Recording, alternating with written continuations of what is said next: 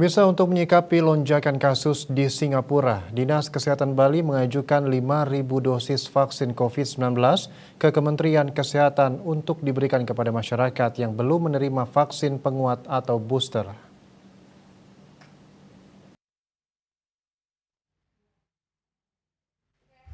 Kepala Dinas Kesehatan Provinsi Bali Inyoman Gede Anom di Denpasar dikutip dari kantor berita Antara, Jumat 8 Desember mengatakan pihaknya sudah memesan lagi 5.000 vaksin dosis pertama.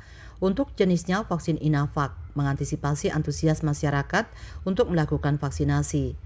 Di luar pengajuan ini, Pemprov Bali masih memiliki persediaan vaksin yang cukup dan tersebar di kantor Dinas Kesehatan Kabupaten Kota dan Provinsi, sehingga bagi masyarakat yang belum menerima vaksin penguat dapat mendatangi kantor secara langsung dan gratis.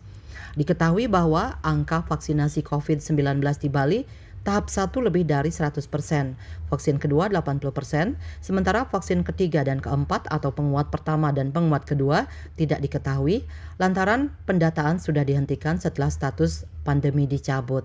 Sejauh ini cukai kasus positif belum hilang sepenuhnya, namun angkanya tak setinggi ketika masa pandemi. Menurut Anom, hal ini lantaran tingkat vaksinasi yang tinggi di masyarakat. Kasus COVID-19 belakangan cenderung ringan seperti flu biasa, tetapi akan berbeda jika dialami lansia atau pasien komorbid, sehingga dorongan vaksin bisa menekan bahayanya.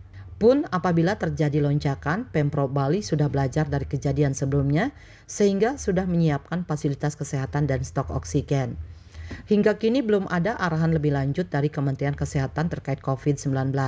Sejauh ini yang dilakukan pemerintah adalah mengimbau masyarakat menerapkan pola hidup bersih dan sehat serta menggunakan masker ketika sedang sakit.